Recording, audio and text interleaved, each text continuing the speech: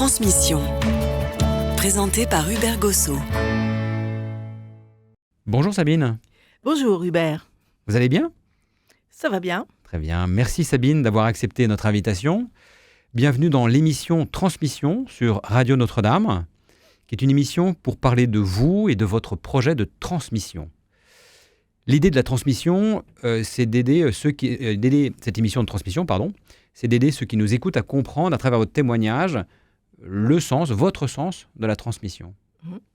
Alors si on regarde sur Wikipédia, j'ai regardé tout à l'heure sur Wikipédia, le mot transmission, il est très très simple, c'est action de transmettre, de faire passer quelque chose à quelqu'un ou d'un émetteur à un récepteur. Très simple. Donc avant de parler de vous, est-ce que vous voulez bien, Sabine, me dire un peu ce que transmission évoque pour vous ? Qu'est-ce que c'est que transmettre ? Bien. Transmettre, c'est mieux que communiquer, parce qu'on passe un bien, on transmet un bien. On ne transmet pas rien du tout, mais toujours un bien. Et c'est quelque chose qui repart, qui part, qui ne reviendra pas. Mais on l'a fait dans une intention positive. Oui, positive. Mieux que communiquer. Transmettre, c'est plus riche. Communiquer, c'est plus court. Communiquer, c'est plus court. Et c'est entrer en relation. Transmission, c'est transmettre un bien. En gros, à peu près. D'accord. Et en même temps, transmettre, c'est peut-être incarner. Oui, c'est incarné, oui. C'est incarné, absolument.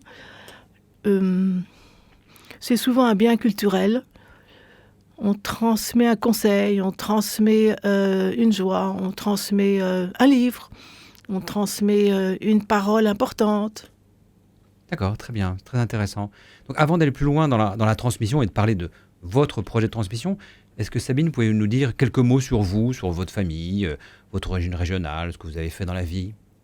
Bon, moi je suis d'une famille nombreuse. Du côté de maman, c'est la Normandie. Du côté de papa, c'est Lyon et la Marine, Toulon. Nous étions 5 enfants. Je suis le numéro 4. Je ne suis pas mariée. J'ai fait très peu d'études. J'ai vite travaillé à 20 ans. J'ai vite choisi mon indépendance à 20 ans. Voilà, en gros, c'est un petit résumé. Et en gros, j'ai travaillé dans le livre, du moins dans l'histoire, dans la mémoire. D'abord l'école du Louvre, la librairie, et puis après l'édition. Voilà, donc je suis à la retraite depuis 7-8 ans. Et le livre, c'est quelque chose qui se maintient, qui se transmet. Mais aujourd'hui, il dure de 6 mois à 2 ans, même pas, 3 ans. Et le livre chrétien, il dure 5 ans. Donc la transmission de ce côté-là est fondamentale. Donc transmettre, c'est aussi à travers le livre, et la foi, peut-être à travers le livre chrétien. Voilà. J'ai aussi fait partie de groupes d'évangélisation, donc transmission de la foi. Je l'ai beaucoup prié, beaucoup vécu. Ça donne énormément de richesse. Donc là, c'est plutôt moral comme transmission. D'accord. Donc vous avez beaucoup reçu à travers cette foi ou à travers cette activité du livre. Et depuis quand cette idée de transmettre vous a traversé l'esprit ? Est-ce que c'est un projet d'il y a long terme ou récent ? Étant donné ma situation célibataire, j'ai toujours pensé que ce serait pour moi un moment très important, la transmission. Un moment et un geste et une manière de vivre, la transmission. À côté de cela, évidemment, dès le décès de mes parents, j'ai commencé à le voir en face de moi. Quoi transmettre, comment ? Voilà. Parce que le acquis pour moi n'existe pas, je suis célibataire. Donc je n'ai pas d'enfants et nous avons dans ma famille tout reçu de nos ascendants. Alors moi, qu'est-ce que je vais donner ? Qu'est-ce que je vais transmettre en tant que célibataire ? C'était une question. Belle question. Ben oui. Mais en même temps, à qui c'est à vous de choisir après des œuvres ou des personnes physiques à transmettre.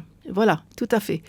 Et on s'est retrouvés, mes 5 frères et sœurs, avec sur le dos de gros biens immobiliers qui ont été pour nos ascendants des suites de guerres et de combats épouvantables.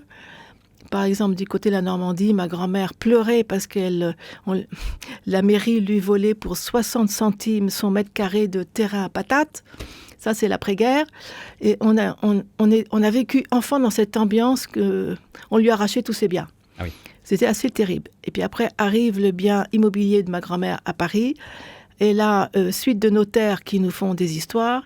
Enfin, à chaque fois, des questions de douleur.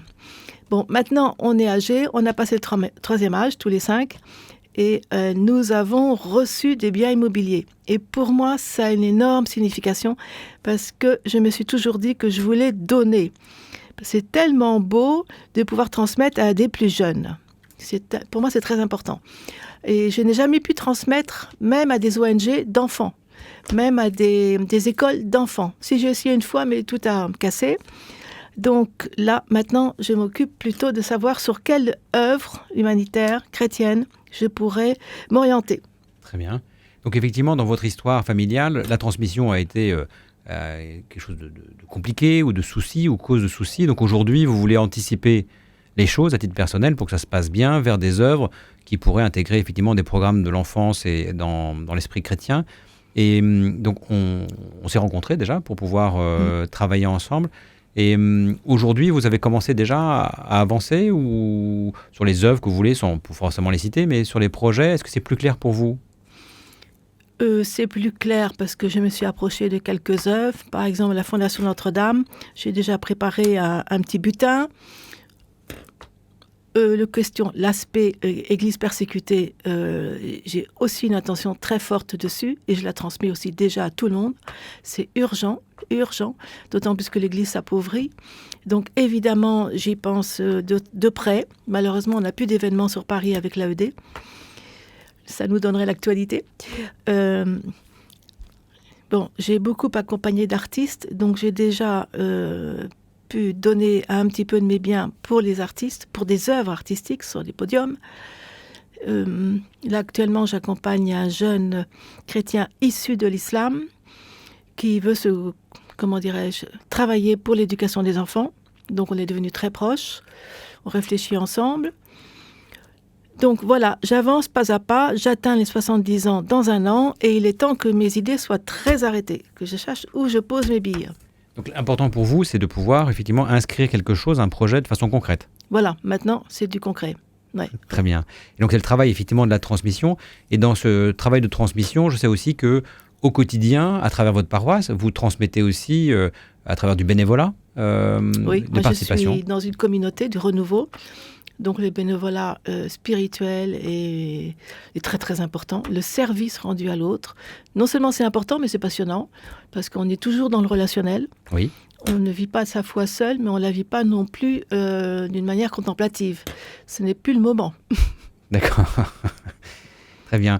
Et donc l'idée aussi que vous avez, c'est que vous avez pu réfléchir sur différentes œuvres, tout en travaillant avec le diocèse de Paris, sans exclusive en fait. Non. Pour le moment, c'est assez flou. Hein. Le dessin est flou. D'accord. Mais on va continuer à travailler pour pouvoir avancer sur ce projet-là. Oui. Est-ce que si, autour de vous, est-ce que les personnes se semblent informées ou vous voyez aussi d'autres personnes qui sont, un peu dans le flou ou ne savent pas trop comment avancer dans leur projet ? Étant donné, je suis maintenant au 3e âge, je vois des personnes au 3e âge qui se posent beaucoup de questions. Ça, c'est sûr. Des célibataires, évidemment, et qui œuvrent dans la mission, parce que je suis dans un monde du renouveau. Et c'est la vraie question. Bon, j'ai quand même attiré 2 ou 3 personnes vers le diocèse de Paris, non pas parce qu'il manque d'argent, mais parce que c'est un geste qui continuera, qui fera avancer l'avenir, qui fera continuer cette vie de l'Esprit Saint qui est fondamentale, même si on ne peut pas la compter, la calculer. Des biens immobiliers sont aussi importants pour l'Église qu'une œuvre d'art, ou qu'une catéchèse, ou que la formation d'un prêtre. Donc, il faut faire confiance à l'Église. La première chose, il faut faire confiance à l'Église. Et la deuxième chose, après, c'est se faire aider, je pense. D'accord. Ouais, pour bien distribuer. L'idée, c'est d'avoir des conseils avisés pour pouvoir réaliser son propre projet. Voilà. Pas mettre sa famille aussi en mauvaise situation. Et calculer. Ça, c'est la partie qui m'ennuie terriblement, mais on va y arriver. Oui, ce que vous dites est intéressant et pour nos auditeurs, c'est qu'effectivement, de transmettre à des œuvres, on peut tout à fait aussi respecter sa famille.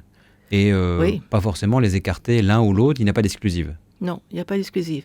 Mais j'ai de la chance pour ma famille, ils sont tous bien lotis. Oui. On n'est pas du tout en situation de déroute, aucun. Et même du côté des mariages des uns et des autres, des neveux, des nièces, tout le monde a cette chance-là, cette grâce-là, je dirais même, pourvu que ça dure. Et donc tout à l'heure, on parlait de transmission qui était incarnée, mais à vous entendre, c'est aussi incarné dans la foi. C'est-à-dire vis-à-vis de l'Église, ou pour soutenir l'Église, ou Bien des sûr. projets d'Église. Bien sûr, bien sûr. Mais j'ai été éditeur d'église aussi. D'accord, Voilà. Je quitte pas ma maison, c'est vrai. Donc à travers vos livres, vous avez aussi transmis beaucoup de choses. j'espère. Bon. Est-ce que, avant de conclure cette émission, en vous remerciant beaucoup, Sabine, d'avoir participé à cette émission Transmission, est-ce que vous auriez un conseil à laisser ou à ceux qui nous écoutent, qui sont peut-être inquiets ou peut-être un peu démunis? Arrivé à cet âge-là, 70 ans, le conseil, c'est de réfléchir, c'est de se positionner. D'abord, reprendre un peu qu'est-ce qu'on a reçu. Est-ce qu'on a beaucoup reçu? Est-ce qu'on a un petit peu reçu? Est-ce qu'on a envie de donner? Parce que la foi est quelque chose qui se passe de génération en génération. Je l'ai reçu de ma famille, je l'ai reçu de prêtres, je l'ai reçu... voilà, et c'est quelque chose qui peut se donner. Et il faut le savoir qu'on peut donner la foi aux autres. Très bien. Donc vous avez reçu votre foi, vous n'êtes pas propriétaire finalement de votre foi et vous voulez la transmettre Voilà, aussi à travers votre projet. voilà. Très La bien. foi rend heureux, voilà. Et fécond. Voilà. Voilà, Donc c'est une forme de fécondité que de transmettre. mais absolument. On va rester sur cette conclusion, c'est une belle conclusion, Sabine. La transmission est féconde. Et donc, pour toutes les personnes qui souhaitent aussi des renseignements comme Sabine, n'hésitez pas à m'appeler. Moi, Hubert Gossot, je travaille au diocèse de Paris. Mon téléphone, c'est le 01 78 91 93 37. Et vous aurez toutes mes coordonnées à la fin, au générique de cette émission. Merci Sabine. Je vous en prie. Je suis bien contente d'entrer dans ce mouvement-là. Merci Sabine, bonne journée à vous. Merci.